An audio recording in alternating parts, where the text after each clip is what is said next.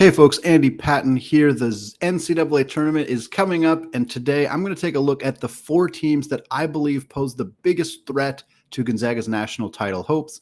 I'll take a look at these teams' biggest strengths, their biggest weaknesses, what the Zags need to do in order to win it all right here on the Locked On Zags podcast.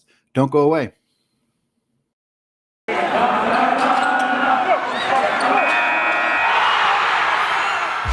You are Locked On Zags, your daily podcast on the Gonzaga Bulldogs.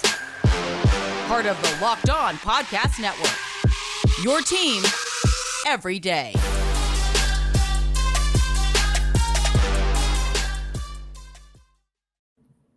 What is going on, y'all? Welcome to the Locked On Zags podcast, part of the Locked On Podcast Network.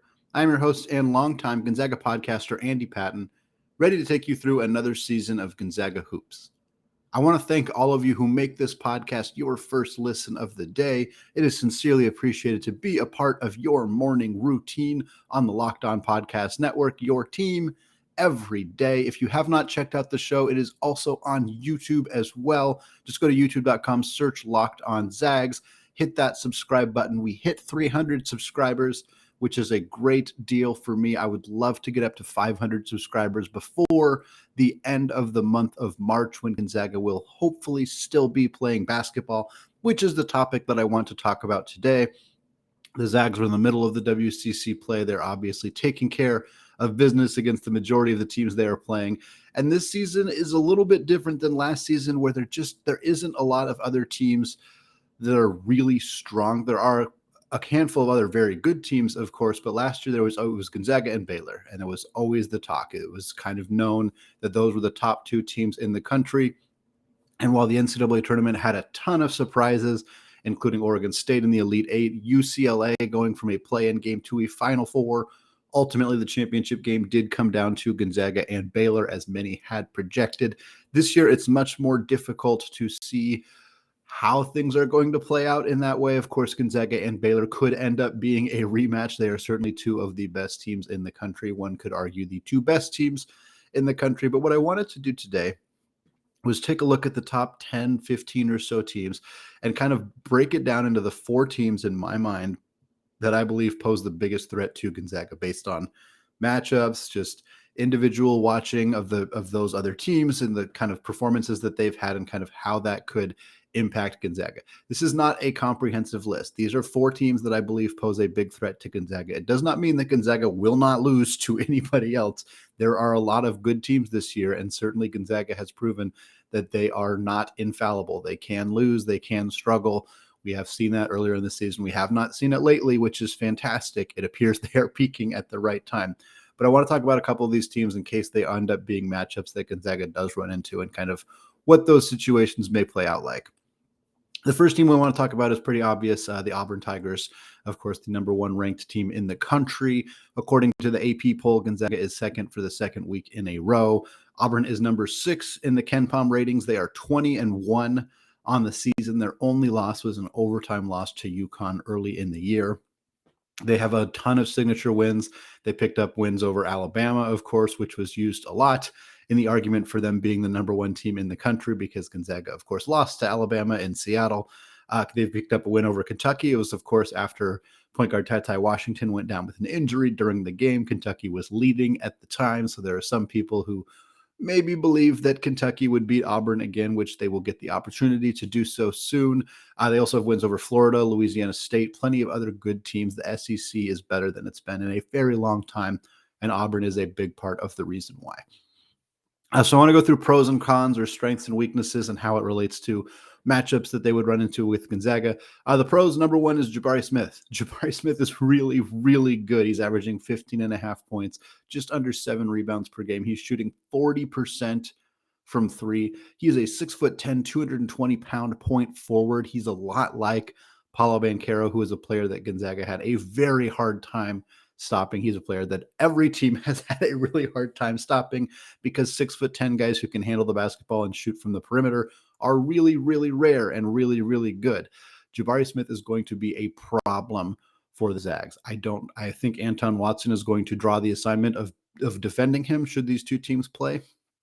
Drew Timme doesn't have the lateral movement and the ability to defend him away from the rim. And Chet Holmgren's going to have his hands full with the other big pro for Auburn, which is Walker Kessler. Walker Kessler is having a tremendous season.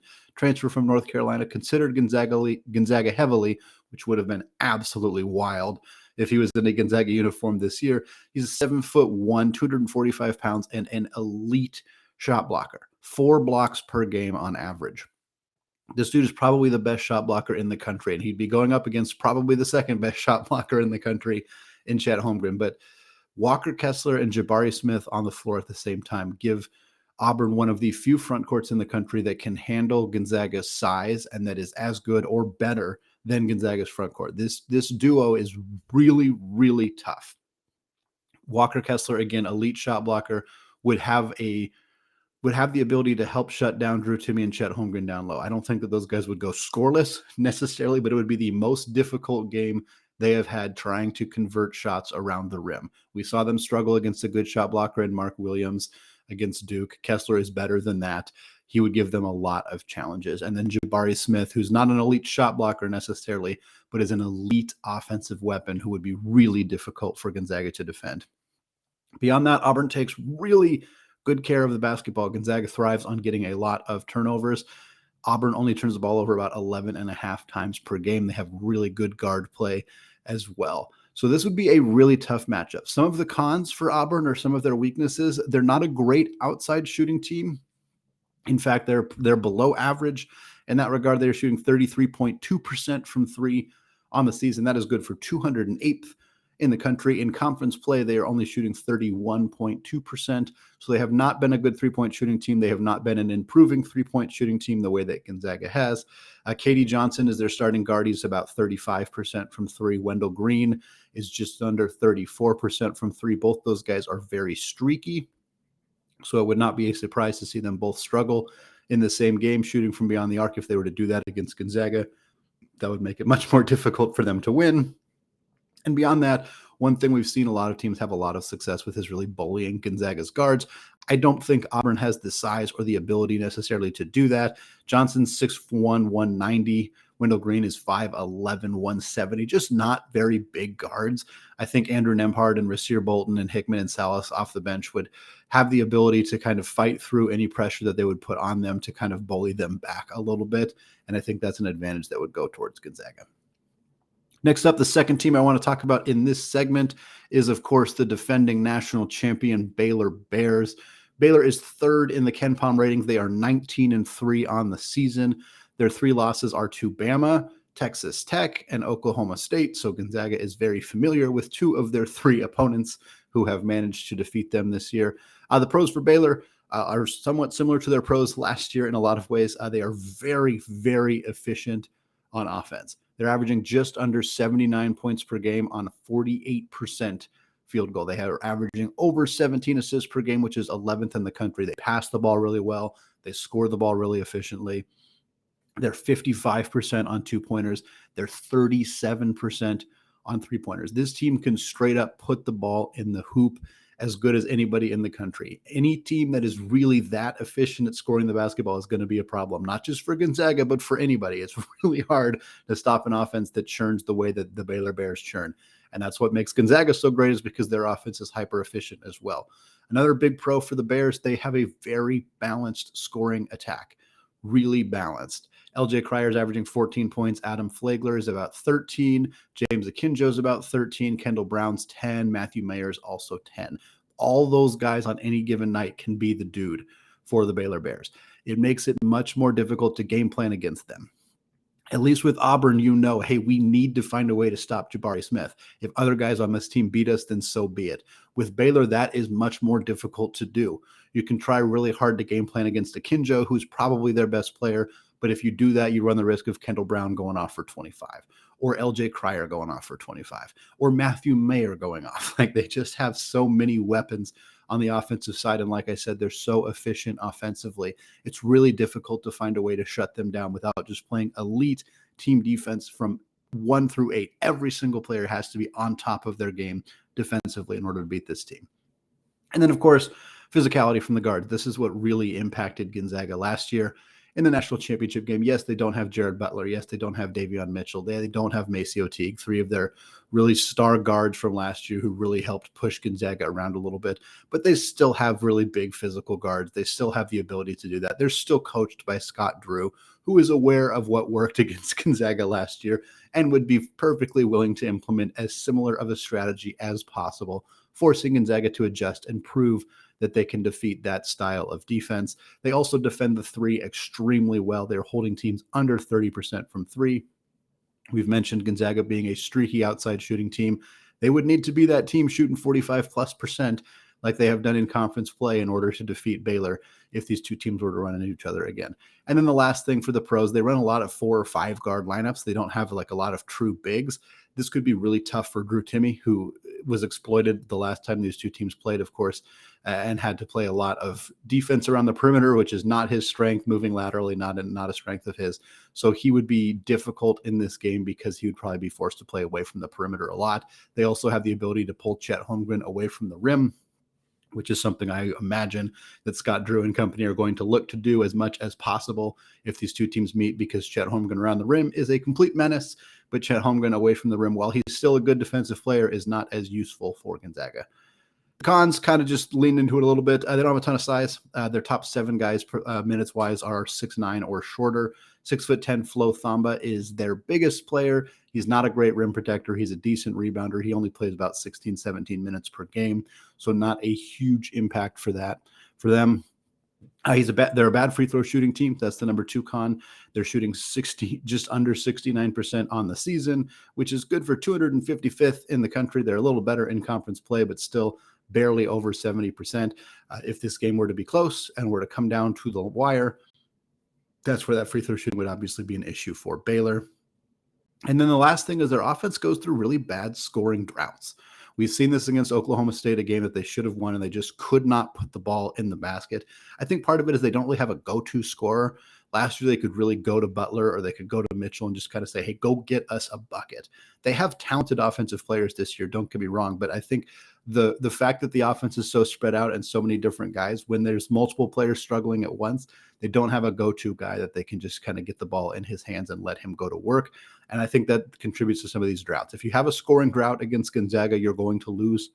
It is very, very hard to defeat this team that is just a well-oiled machine offensively if you go through a scoring drought. So if Gonzaga manages to put Baylor in a situation where they don't score for 2 or 3 minutes at a time, go on a nice 10-0, 12-0 run, that's the kind of thing that could end up sinking a team like Baylor. So I think Gonzaga has the ability to do that against this team, but it's going to be tough. This is not an easy team by any stretch of the imagination.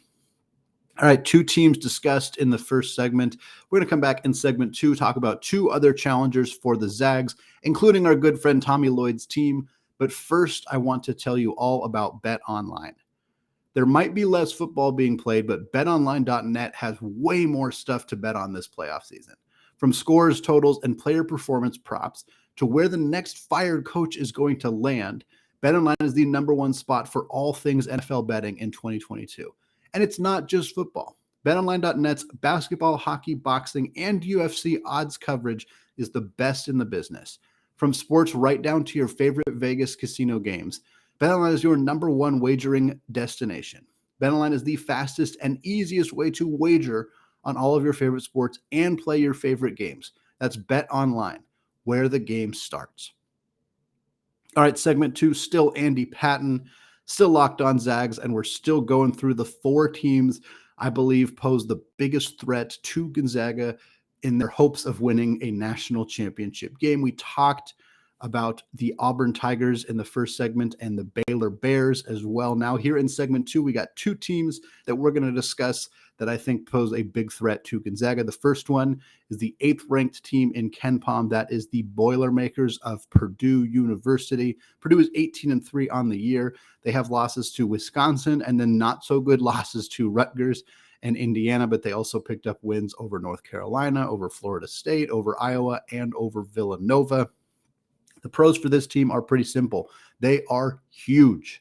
They have a ton of size. Their starting center, 7'4", 285-pound Zach Edey. If you have not seen this young man play ball yet, he is a mammoth down low. 7'4". He's a true freshman. He's averaging 15 points, 7.5 rebounds per game. He's a complete load.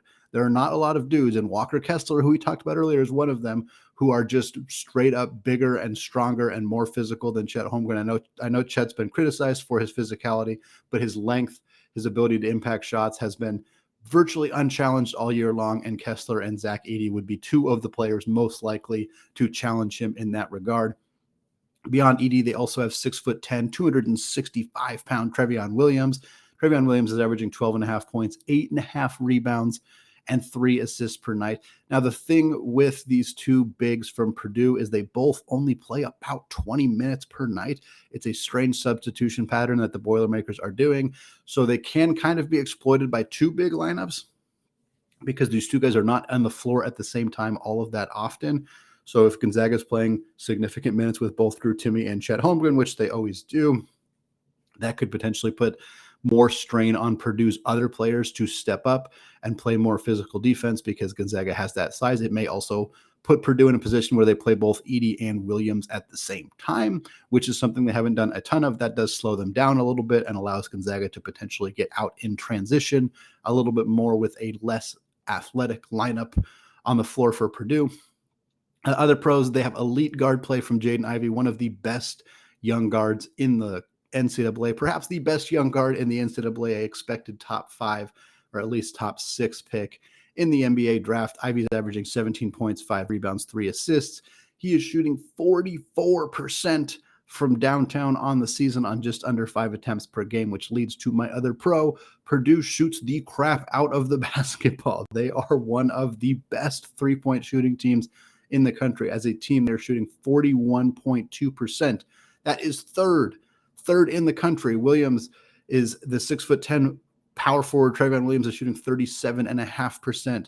Sasha Stefanovic is shooting 42% on 6.5 attempts per game. That dude is complete money from beyond the arc. Mason Gill is shooting 51% on 2.5 attempts per game. This is a great outside shooting team with a ton of size in the paint. They're the 4th highest scoring team in the country. It is not hard to see why Purdue would be a really tough matchup for Gonzaga. Yes, they have some bad losses. Yes, they're no longer considered like guaranteed number 1 seed going all the way to the Final Four type team, but this team has some weapons and could be a problem. The cons for Purdue, they're not very good defensively. That is the biggest con. They give up 68.1 points per game, which is not bad, certainly, but Gonzaga is a team that can score a heck of a lot more than that. They don't force a lot of turnovers, which makes it a little bit easier for Gonzaga's guards to get into their routine, get into their rhythm, hopefully, make good passes and get guys the ball in positions to score. Despite their size, they're not a good shot blocking team. Edey's not a great shot blocker. Williams is not much of a shot blocker. And they don't put a lot of pressure up front. So I think Gonzaga could really exploit them in the pick and roll. I think that would be the biggest thing that would come into play in this game is Gonzaga would run pick and roll actions all day long with either Timme or Holmgren and, of course, Nembhard with the ball.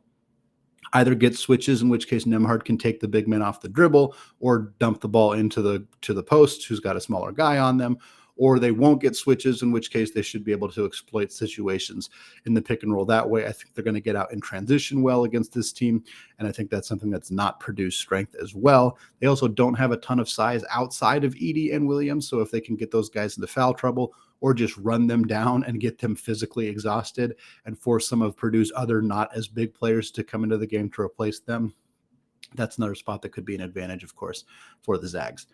Last up, the 4th team. Again, I don't think there's only 4 teams that can beat Gonzaga out there, but these are the 4 that I think present the best matchup.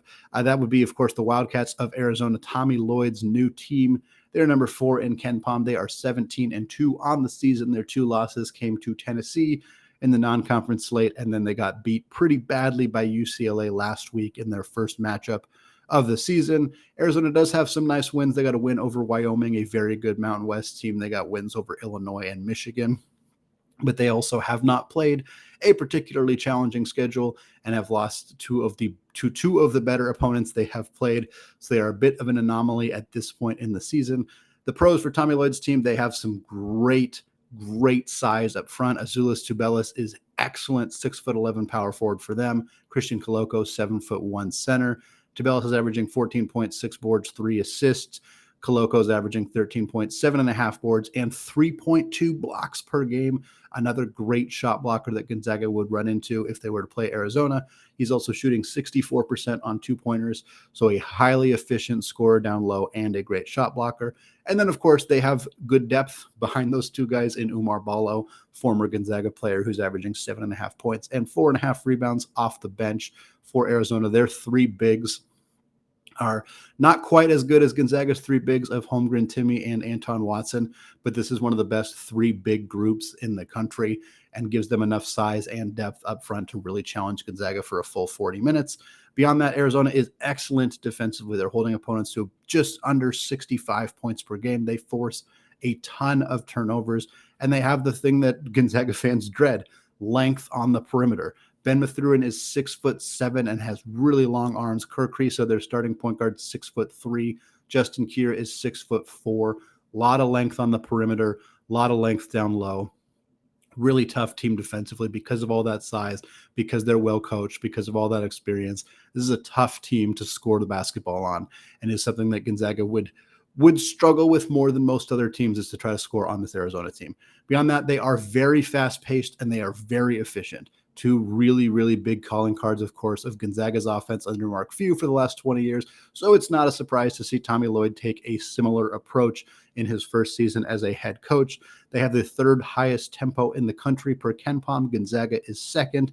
They are also 48% from the field on the year, which is 26th in the country. So fast-paced, efficient, calling cards of Tommy Lloyd, which is their other pro. They have Tommy Lloyd. That is a big pro for this team, not just because he is a great coach, but because he knows Mark Few better than any coach in the NCAA. He knows him inside and outside. He knows his tendencies. He knows what decisions he makes in game. He knows what kind of things he's going to do to prep for this game. He knows everything. He knows Gonzaga's players really well. Not all of them. Obviously, he wasn't around for Chet Holmgren or Hunter Salas or Nolan Hickman or Rasir Bolton, but he knows Anton Watson. He knows Drew Timme. He knows Andrew Nembhard. You know, he's familiar with these players. Now, this, of course, goes both ways. Mark Few doesn't know Arizona's players as well, but he knows Tommy Lloyd really well. He knows what kind of coach he is, what kind of stuff he's going to implement. So it's a bit of a pro and a con.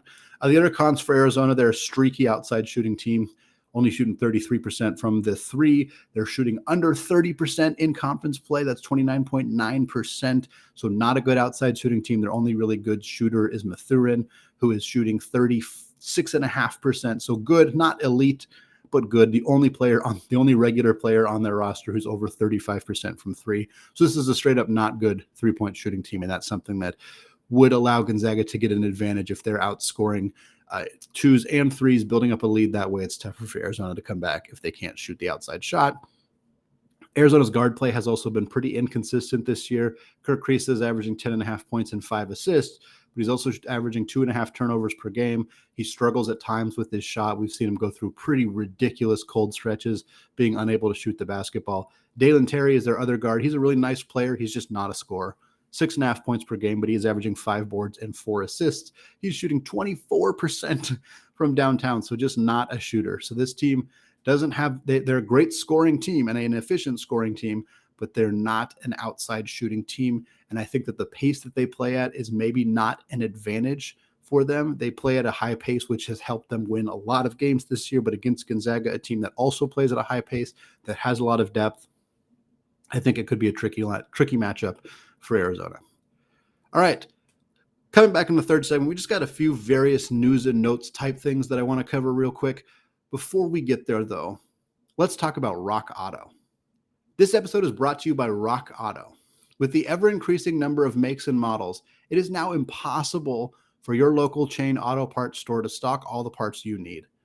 Why endure often pointless or seemingly intimidating questioning like, is your Odyssey an LX or an EX? And wait while the person behind the counter orders the parts on their computer, choosing the only brand their warehouse happens to carry. You have computers with access to rockauto.com at home and in your pocket. Rock Auto is a family business serving do-it-yourselfers for over 20 years. Plus, Rock Auto prices are reliably low for every customer, and they have everything you could need. Brake parts, tail lamps, motor oil, and even new carpets. I just had my 13-year-old car serviced recently, and I can tell you, having one place to find all the parts I need makes it infinitely easier. So go to rockauto.com right now and see all the parts available for your car or truck. Write Locked On in their How Did You Hear About Us box so they know that we sent you. Amazing selection, reliably low prices, all the parts your car will ever need. That's rockauto.com. All right, segment 3, still Andy Patton, still Locked On Zags. We talked about the 4 teams that I believe will give Gonzaga the biggest trouble this season. That would be the Auburn Tigers, the Baylor Bears, the Purdue Boilermakers, and the Arizona Wildcats. That's not to say that Kentucky or Kansas or, of course, Duke, who already beat Gonzaga this year by 3. That's not to say that those teams are not challengers to Gonzaga. They would not give Gonzaga a really, really good game were those teams to meet necessarily. But I do think that the aforementioned 4 teams probably present the biggest threat to Gonzaga and will force Mark Few and the staff to work really hard to exploit whatever matchups they can in order to win those games. Here in the third segment, just want to talk about a few things that came up this last week. Of course, I already touched on this earlier, but the Zags are number 2 in the AP poll. They remain in the number 2 spot. The Auburn Tigers, who were number 1 last week, did not lose last week. If you are number 1 and you don't lose, you rarely drop to number 2. Of course, Gonzaga did, in fact, do that themselves, so it is possible. And Gonzaga lost a few first-place votes. They had a few more last week. I'm not concerned about this at all. It does not matter to me. I would like to be a number 1 seed in the NCAA tournament. That is important to me because I think it's a good status, and it's also gives you a likely easier path to the national championship game. I think Gonzaga is going to be the number 1 seed in the West. I talked about this on Mailbag Monday. I don't see a situation where Gonzaga doesn't be the number 1 seed in the West unless they lose a bad game that they really should not lose. UCLA and Arizona are kind of already cannibalizing themselves a little bit. UCLA pounded Arizona, which hurt Arizona's chances. UCLA, of course, got beat very badly by Gonzaga, which hurts their chances of being the West number 1 seed over Gonzaga. We'll see how the rest of the Pac-12 plays out, but I think Gonzaga is pretty likely to be the number 1 seed in the West Coast, which in my mind, I don't care whether they're the number 1 ranked team in the AP poll. It just does not really matter to me. Beyond that, Andrew Nembhard was named on the Bob Cousy Award finalist, the top 10. So there's only 10 point guards remaining on this list. It is expected that the top 5 will come out sometime in mid-February. Andrew Nembhard has a great chance to not only be on that top 5, but to win this award for the best point guard in college basketball. He was considered a front runner to start the year. Certainly he was on the preseason watch list. He had that excellent game against UCLA, one of the best performances of his career. Basically solidified, hey, this man is the Bob Cousy Award finalist. Then he went on a pretty rough stretch. He had a bad game against Tarleton State, struggled against Duke, struggled against Alabama, kind of didn't really find his footing until the start of conference play, was really just kind of out of sorts for a little bit, turning the ball over more, not shooting the ball well, not looking very confident offensively. Lately, he has looked excellent. He's back to being the player we know he is. His outside shooting has picked up a ton. He's been a very, very good outside shooter lately, something I did not expect, and I am happy to have been wrong about. I did not think that Andrew Nembhard would turn on the outside shooting the way that he has. He's probably the best pick and roll point guard in the country. He is so lethal at making the correct decisions, making the right passes, hitting that mid-range shot, stepping back and pulling up for 3. All of that stuff, I think that's a huge advantage for Gonzaga in every game that they play, is Andrew Nembhard's ability to effectively utilize the pick and roll. And I think there's Ty Washington's in this conversation. Certainly there are other great point guards in the NCAA who deserve to be a part of this conversation. But unless Andrew Nembhard regresses again, this could be his award to lose. And then finally, the John Wooden Award top 20 candidates came out. Of course, the John Wooden Award for the greatest player in college basketball that season. 2 Zags made the list, the top 20. That is, of course, Drew Timme and Chet Holmgren. Timme continues to remain a National Player of the Year candidate, so not a surprise to see him here. His numbers have dipped a little bit the last few games. He had that really rough game against San Francisco, did not do a whole lot against LMU, just kind of has dipped a little bit. Again, I think it's partly because they're getting Chet Holmgren more involved in the offense down low. They're getting Anton Watson more involved in the offense down low. They haven't needed Drew Timme to win all of their games. Last year, they felt like they needed Drew Timme a lot of the time. This year, they haven't needed him as much, which is a good thing for the team. It is not as good of a thing for Drew Timme's hopes to be the National Player of the Year. He's still firmly in that conversation. Holmgren, I would be surprised. He's obviously playing extraordinary basketball right now. His impact on the floor offensively and defensively is basically unmatched in the NCAA right now. So I can understand why he's a part of this conversation, but he's not putting up the 20 points per game. He's not the team's like go-to offensive scoring option, although he has been lately. He is not viewed that way by the national media, and I don't think that that's going to lead to him getting a lot of traction as a potential Player of the Year candidate. I think the real candidates, of course, I do think Timme is in that conversation, but for me, the list is going to look something like Johnny Davis from Wisconsin, Kofi Cockburn from Illinois, Ben Mathurin from Arizona, Keegan Murray from Iowa, Jaden Ivey from Purdue. Those are kind of the names that I think are right in that conversation. There are other players that I'm sure that I am forgetting as well, not intentionally, of course, just those are the names that popped into my head. So those guys, Chet Holmgren, Drew Timme, all in that conversation as well. I would be somewhat surprised if either of the Zags took home this trophy. I think right now Johnny Davis looks like a pretty clear front runner, assuming he continues to shoot as well as he has for the Badgers of Wisconsin. But again, just having two players from Gonzaga on the top 20 list is pretty dang impressive. All right, that is going to do it for me today. We got USD and BYU this week, two fun games for the Zags. Look out for plenty of coverage ahead of that Thursday night showdown, all right here on the Locked On Zags podcast, which is available wherever you get your podcast and on YouTube. Search youtube.com, search Locked On Zags, find that podcast, hit that subscribe button if you have not already. Finally, thank you again to those of you who made this show your first listen of the day. Now is a great time to make your second listen of the day, the Locked On Bets podcast. Locked On Bets is your daily one-stop shop for all of your sports gambling needs. Locked On Bets is hosted by your boy Q with expert analysis and insight from Lee Sterling.